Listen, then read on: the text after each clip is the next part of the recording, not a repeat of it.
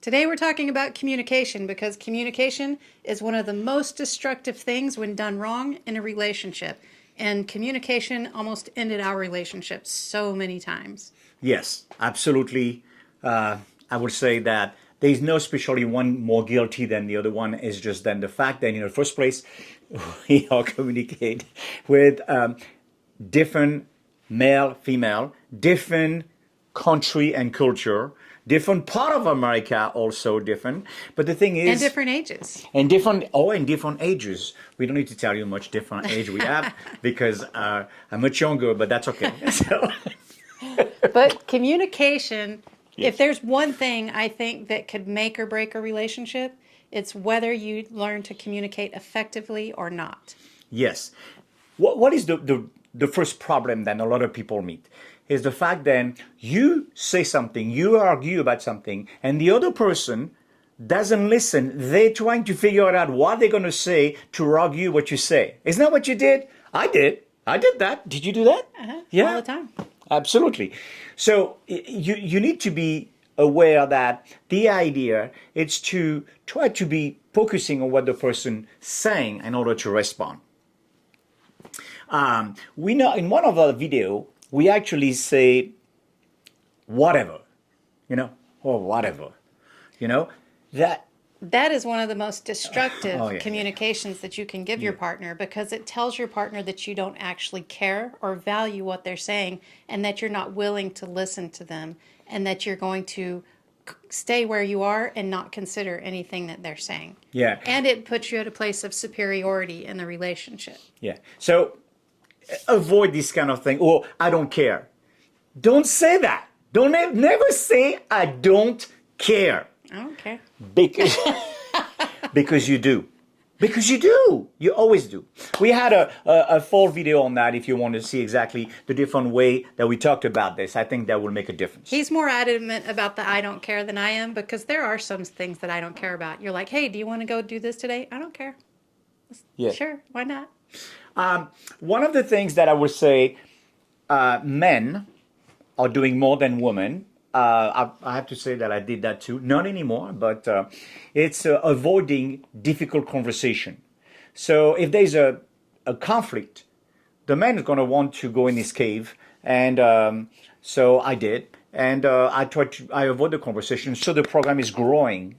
No, you have to talk about it. Even if it hurts, even if it's difficult. Yes, and one of the reasons I think that at least he used to never want to talk because he was afraid, I think you were afraid at the time, of hurting me with your words. That's the number one. And then the other thing is you didn't want me to call you out on your stuff. Okay. Because you never wanted to be wrong. But I'm not wrong, so I don't. And then I make mistake. I don't do anything wrong. I make mistake. We've had discussions about why it feels so wrong to be wrong. Why does it feel bad to be wrong? And whenever you get to a really comfortable place with your partner where you feel loved and supported, you're okay to be wrong. Because anything is better than continuing through the destruction of the relationship and the hell that you're going through. So you're willing to see yourself as wrong. You're willing to see your partner as wrong. You're willing to see yourself as right. You're willing to see them as right because you come from a more neutral place than having to guard your identity. Now, let me tell you something very funny.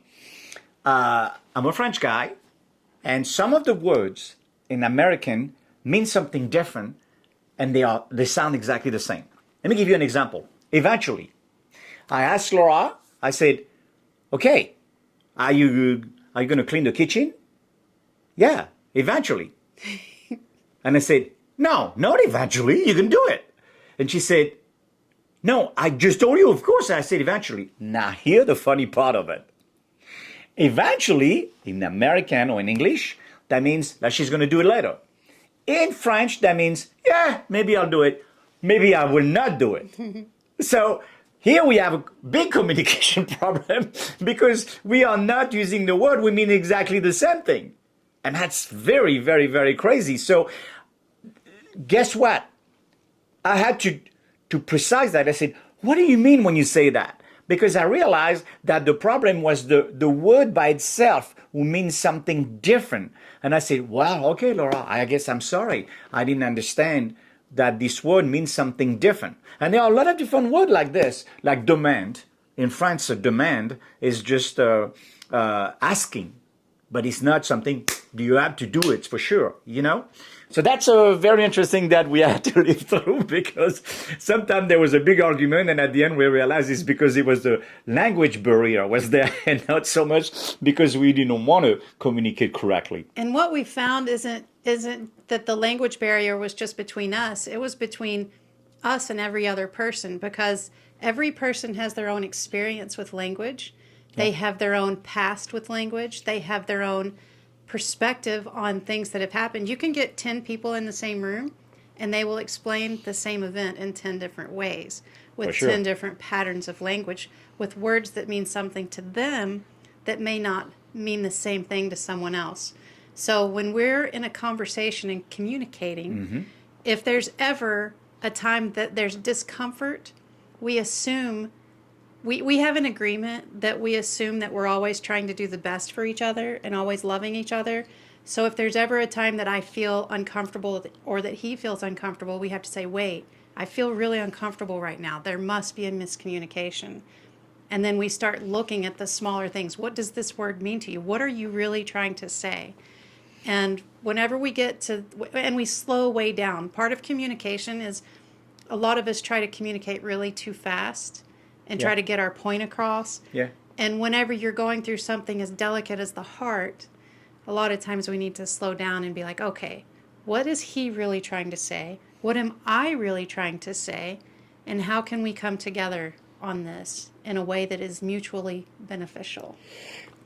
Remember that there is a word, and we're going to do a whole video on that word, because this is a word was probably one of the most dramatic word who exists in relationship. Assuming. And I promise you that sometimes she did things, she said things, and I assumed that she was saying that to hurt me.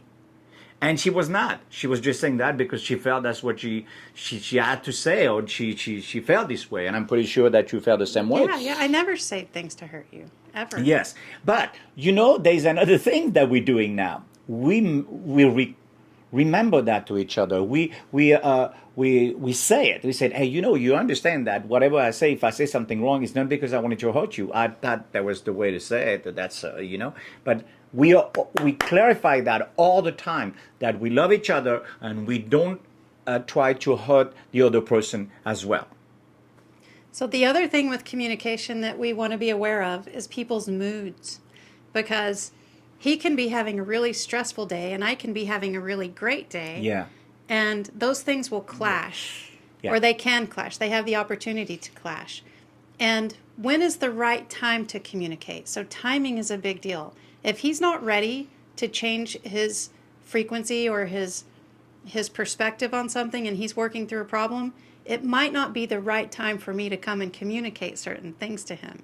So when he gets into those kinds of issues, like if he has a problem, I'll say, hey, is there something you want to talk about? Do you want to talk through this? And if he's like, no, I need to do this on my own, I'm like, okay. Then I leave him alone and I give him space, because he has to work through his own stuff. I am not responsible for his stress and his emotions, and he's not responsible for mine. And sometimes he'll be like, baby, what's wrong? Let's talk. And I'm like, no, I don't want to talk about this, because it might be something that I'm going through and I need to figure out on my own, and I need to figure out my own thoughts and my own feelings about it before I express it to anyone else. So there are times that it is very appropriate not to talk and to communicate with each other the deeper part of things. But as you can see, we still communicated. We said, I'm not ready to talk right now, Yep. but I will be available to talk later. Yes. Always open the discussion, show that you're available. But that's all you can do. This is one of the major things that is very important to understand, whatever in friendship. Don't impose your help. No good. You just say that you're available to help. That person doesn't want your help. Okay, let it go. But you know that you're available to help. Okay? Yeah, I think that was probably one of the biggest issues too with communication that we've had with each other is that we were both taking responsibility for each other's feelings. Yes, And then we learned not to do that. that's right. Thank you. We see you on the next video, guys. Thank you for listening to this. We have so many other videos. Check the next one, and I think you'll like it. It's right here. Like and subscribe.